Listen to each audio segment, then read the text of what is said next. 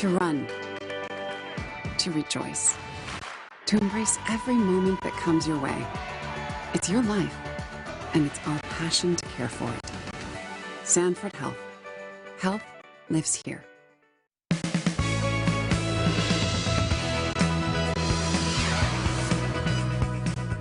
Crews are ramping up the search for a missing hunter. We'll tell you why an incoming threat could hurt the search efforts.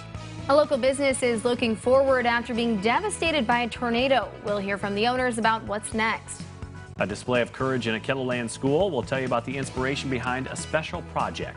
Good morning. This is KELOLAND on the go with all you need to know in news and weather as you start your day. We'll have your top news headlines in just a bit, including how much more help is on the way to KELOLAND after this year's rough weather. But first, it sounds like this might be the last warm day in KELOLAND for a while. Let's find out what we can expect from incoming winter weather by sending it over to meteorologist Scott Munch. Good morning, Scott. Good morning, you two. If you like the weather we had yesterday across eastern and southeastern KELOLAND, I think you'll like today as well, as it looks like it will be warm and it will be windy in the east. Temperatures across western South Dakota, much different. Numbers will be into the 30s to start your day, 40s to end the day, and then that snow will develop across western South Dakota this evening. That snow will eventually move into central and northern South Dakota for tomorrow. And in fact, we have numerous winter storm warnings, winter storm watches that are in effect. The winter storm warnings for those counties highlighted in red.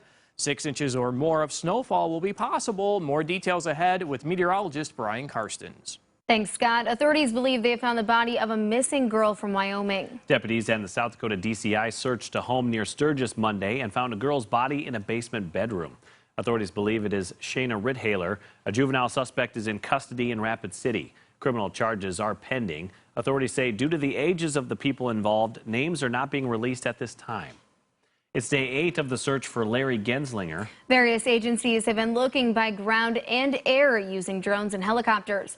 The searchers have been experiencing a few challenges with the weather. With snow in the forecast, crews are stepping up efforts to find the missing hunter. Because we're up in higher elevations, the amount of snowfall up here, could be significant, and that's going to be a challenge for us. We'll have to evaluate that, and we may have to suspend our search efforts until the weather improves. Pennington County Sheriff's Office and Search and Rescue say thank you to all the volunteers and agencies that have helped not only them, but also Genslinger's family in the searches. The rebuilding process is beginning for one Sioux Falls business that was destroyed by a tornado last month.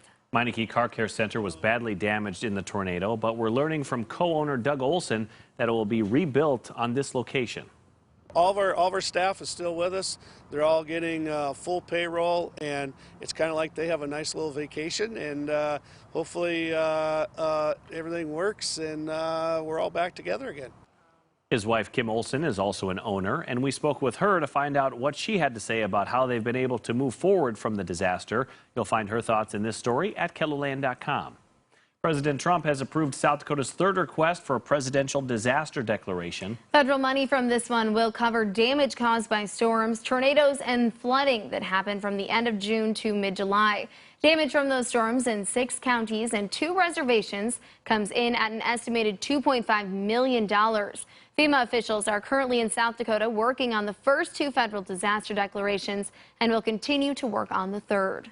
One KELOLAND art teacher is taking her latest project to new heights. Lowell Elementary art teacher Heather Crosby, along with many of her students, has created a piece called The Wings of Courage. They hang up at the entrance of the school, surrounded by encouraging phrases and individual feathers, each decorated by the kids. So it was a collaborative piece that we could bring all the students together, all 430 plus students, to do one piece. It's only been up for a little over a week, but the reaction from students has been one for the ages. To see what some students think about the Wings of Courage, check out this story on KELOLAND.com. Brian? All right, one last look at weather. Quite a contrast of conditions today. 71 Sioux Falls this afternoon. Then you look to the west, Rapid City, colder. Probably afternoon temperature at 3 p.m. right around 40, and there is a winter storm warning in effect for western South Dakota. So we got a lot going on there. Winter storm watch in the yellow. Look at how these temperatures begin to slide this evening. We've got 57 in Sioux Falls by late this evening, and that number around 55 will go down as our high tomorrow because numbers will be falling throughout the day. Look at how daybreak weather shapes up around Pierre. 31 tomorrow morning. Gusty north wind and snow, and that's why that winter storm warning is out for Pierre. Aberdeen's going to be a little more on the borderline between the rain and the snow during the first half of Thursday. Rapid will probably see an end to the snow by Thursday evening, but at that point, we're talking the middle section of South Dakota, west of Huron, and Sioux Falls sits a little above freezing early tomorrow evening. And then some of those wraparound areas of snow teasing into the day on Friday. I do think the worst of the accumulation will indeed be in the north and the west. Take a look at this map here. The animation starts in Montana today, and then we advance into western South Dakota tomorrow morning. And then as we take this out into Friday, some of these areas in the James Valley will eventually fill in during the course of time here. So we'll end up 4 to 9 in Aberdeen, 5 to 10 in Pierre, 5 to 10 in Rapid City. Sioux Falls, not so much. Trace to maybe a couple of inches at the worst. So I want to be clear about that. 7-day forecast. It is a cold and blustery weekend. Saturday, there still will be some snow in the air. Highs close to 40. Aberdeen is going to lag behind longer. 30-degree weather starting tomorrow through Sunday. And then for Pierre and the west here, also a lot of 30s the next 3 to 4 days, with the snow chances pretty high here tomorrow and Friday in both Pierre and Rapid City. Guys? Thanks, Brian, and thanks for joining us for KELOLAND on the Go. Be sure to join us on air for midday in KELOLAND. Until then, you can get up to the minute developments right here on KELOLAND.com. Now go have a great day.